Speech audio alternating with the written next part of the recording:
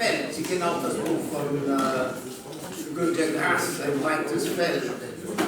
Und ich beabsichtige, zwei völkerrechtliche Fragen zu beleuchten. Zunächst die Theorie und Praxis der Souveränität, und zwar nach dem Westfälischen Frieden, wo dieses Konzept der Souveränität entstanden ist, und auch die extraterritoriale Anwendung von nationalen Gesetzen und wie sie die inkompatibel sind, also mit der Souveränität der Staaten und mit den Prinzipien des Völkerrechts, die eine Einmischung in die innere Angelegenheit von Staaten verbieten. Bon, alors, on va se pencher sur deux thèmes. On va se pencher d'abord sur les concepts de la souveraineté que tout le monde connaît depuis le traité de Westphalie 1648, en passant par le congrès de Vienne, et par la Société des Nations et tout ça, jusqu'à les Nations Unies. Et on va aussi parler sur les effets extraterritoriaux des mesures coercitives unilatérales. Alors, pour ceux qui parlent l'allemand, je recommande le livre de mon ami, le professeur Karl Albrecht Scharfschneider, Souveränität, Grundlegung einer freiheitlichen Souveränitätslehre, Duncker und Humblot, ein sehr anständiger deutscher Verlag. Bon, alors, je peux recommander ce livre en anglais, mais bien sûr, Rousseau et tous les autres en France ont écrit des merveilleux bouquins sur la question de la souveraineté. Bien sûr, qu'est-ce qu'on veut dire? Déjà, notre très impressionnante Aysar Midani a fait référence à la Charte des Nations Unies. Et qu'est-ce que c'est la Charte des Nations Unies? C'est en principe la Constitution universelle. Ich sage gerade, dass Madame Aysar Midani hat uns auf die UNO-Charta hingewiesen, insbesondere auf Artikel 1 und 2. Diese sind die beiden Artikel, die die Prinzipien der Organisation und die Ziele der Organisation darstellen. Und da steht ganz am Anfang die Souveränität, die Gleichheit aller souveränen Staaten und natürlich die Verpflichtung, also die Dignité humaine, Dignitas humana zu fördern und ein Verbot der Anwendung von Gewalt oder sogar der Drohung der Anwendung von Gewalt und Artikel 2 Absatz 7 auch der Verbot der Einmischung in inneren Angelegenheiten von Staaten, Artikel 1 und 2. Donc, on parle de la Charte des Nations Unies et des articles 1 et 2 qui stipulent les principes et les buts de l'organisation. C'est évident que le deuxième thème qu'on va aborder, que c'est le thème de la extraterritorialité de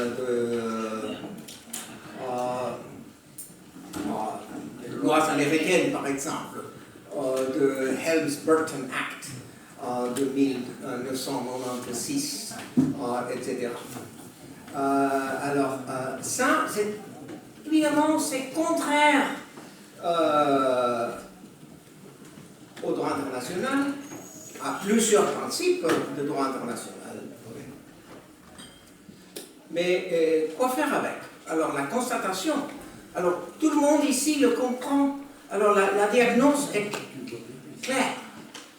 Le problème, ce n'est pas la diagnose, le problème, c'est qu'est-ce qu'on va faire concrètement contre cette situation anormale. Wie gesagt, wir haben eine Diagnose und wir sind alle damit eins. Mais,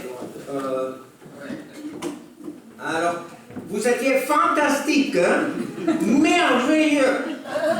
Je suis totalement d'accord avec votre rapport, parce que moi-même, j'ai travaillé des décennies aux Nations Unies en tant que fonctionnaire. Et ensuite, en tant que rapporteur spécial. Et je confirme ce que vous dites et ma préoccupation sur un autre thème sur lequel je suis en train d'écrire un bouquin.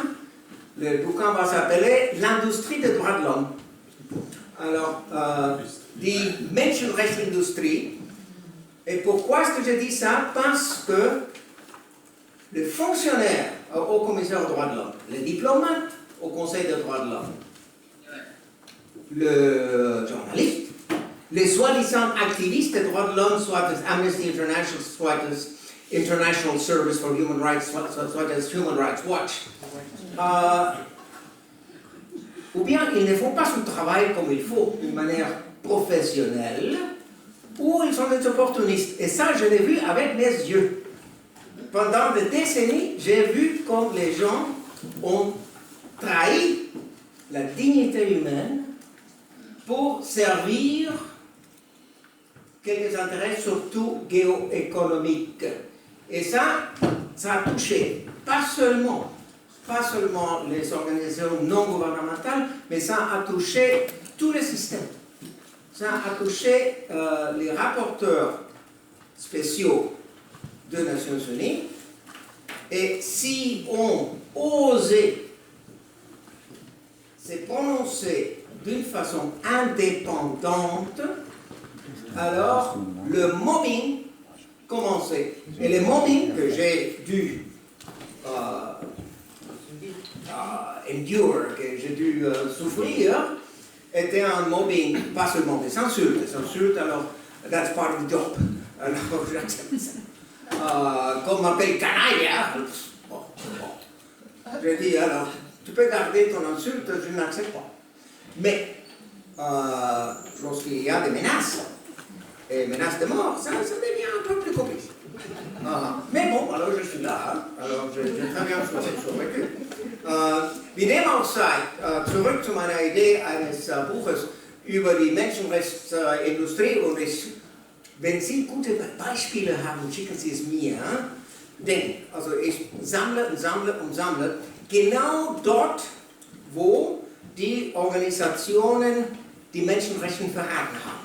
Wo die Organisationen sich opportunistisch gezeigt haben, wo sie die Sachen umgedreht haben, wenn sie die Informationen haben und die nicht verwenden.